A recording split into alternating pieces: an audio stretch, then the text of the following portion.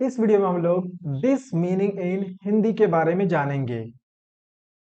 This एक ऐसा word है जो हम लोग हमेशा लगातार यूज करते हैं और इसका जो मीनिंग होता है जनरली वो होता है यह, ये या इस तरह के जो वर्ड्स है उसका जो इंग्लिश होता है वो होता है दिस।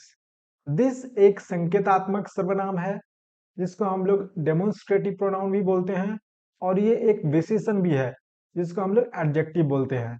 और इसका जो यूज होता है वो कोई भी स्पेसिफिक वस्तु, स्थिति या परिस्थिति को दर्शाने के लिए किया जाता है जो दूरी यानी कि डिस्टेंस या समय यानी कि टाइम के हिसाब से नजदीक हो, करीब हो।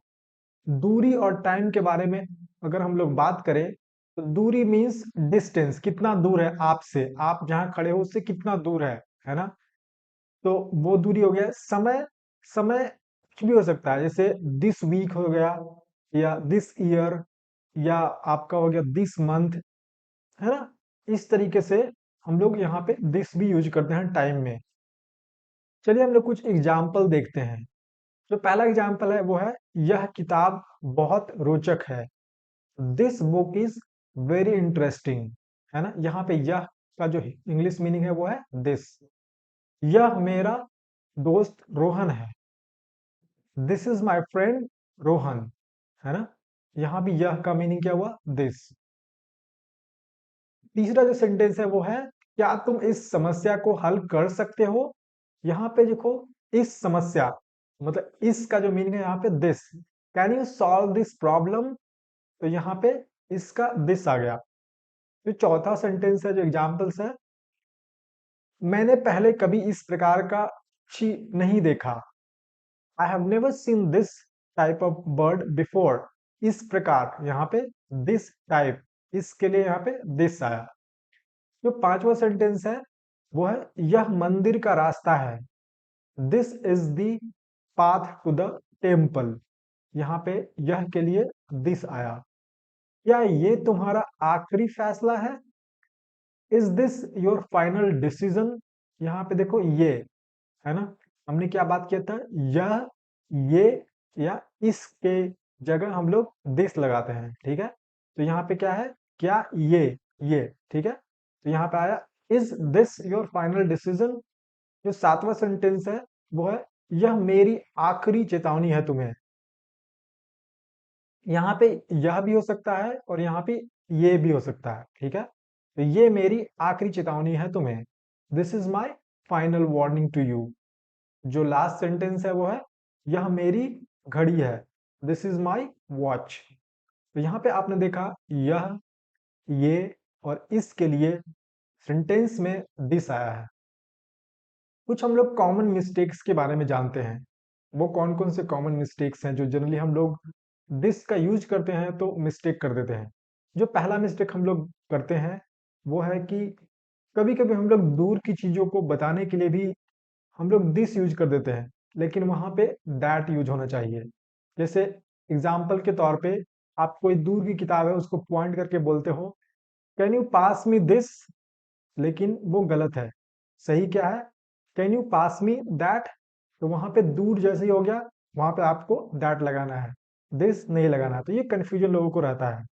जो दूसरा कॉमन मिस्टेक लोग करते हैं वो है प्लूरल फॉर्म का मिसयूज कर देते हैं।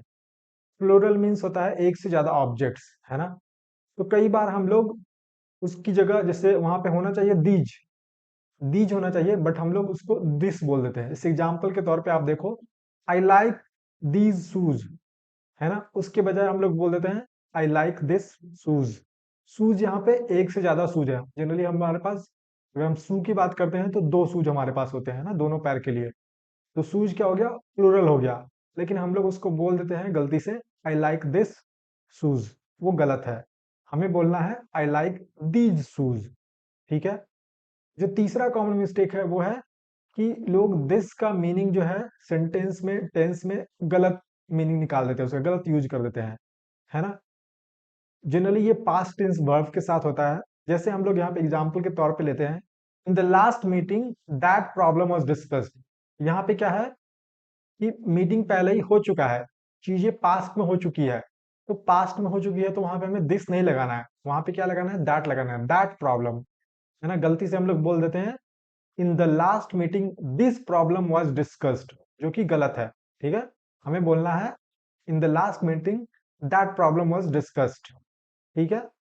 एक और जनरली जो मिस्टेक होता है, लोग कई बार सेंटेंस के स्टार्टिंग में बार बार, चाहे राइटिंग आप लिख रहे हो, आर्टिकल लिखते हो, ऐसे लिखते हो, या स्पीच बोल रहे हो, है ना, इंटरव्यू दे रहे हो या कुछ भी, तो आप जनरली बार बार दिस का यूज कर देते हो, जो कि गलत है ना। हर बार आपको दिस का यूज नहीं करना है, ठीक है। तो ये ध्यान रखना है, ये बहुत लोग मिस यूज करते हैं, इसका मिस्टेक करते हैं, ठीक है। तो ये रहा आपका चौथा मिस्टेक, जनरली जो लोग बहुत ज्यादा करते हैं। चलिए मैं आपको कुछ एक्सरसाइजेस देता हूँ, और मैं उम्मीद करता हूँ कि आप इसका यूज करके, दिस का यूज करके इस सारे सेंटेंसेस बनाओगे और कमेंट सेक्शन में इसका आंसर लिखोगे। मैं आपको जरूर रिप्लाई करूंगा कि आपने सही बनाया है कि नहीं बनाया है ना। यहाँ पे आप देख सकते हो स्क्रीन पे 5 सेंटेंसेज हैं, इसको ट्रांसलेट करके आप कमेंट सेक्शन में बताओ। अगर आपको वीडियो अच्छी लगी तो वीडियो को लाइक जरूर कर दो, और सक्सेस दर्पण चैनल को सब्सक्राइब कर लो, क्योंकि आप सक्सेस दर्पण चैनल पे इंग्लिश रिलेटेड बहुत सारे वीडियोस देखोगे, और भी आते रहेंगे फ्यूचर में, और बहुत सारे वीडियोस अपलोड भी हो चुके हैं, आप पुराने वीडियोज भी जाकर के देखो। चलिए मिलते हैं एक अलग वीडियो में नए टॉपिक के साथ, तब तक के लिए धन्यवाद।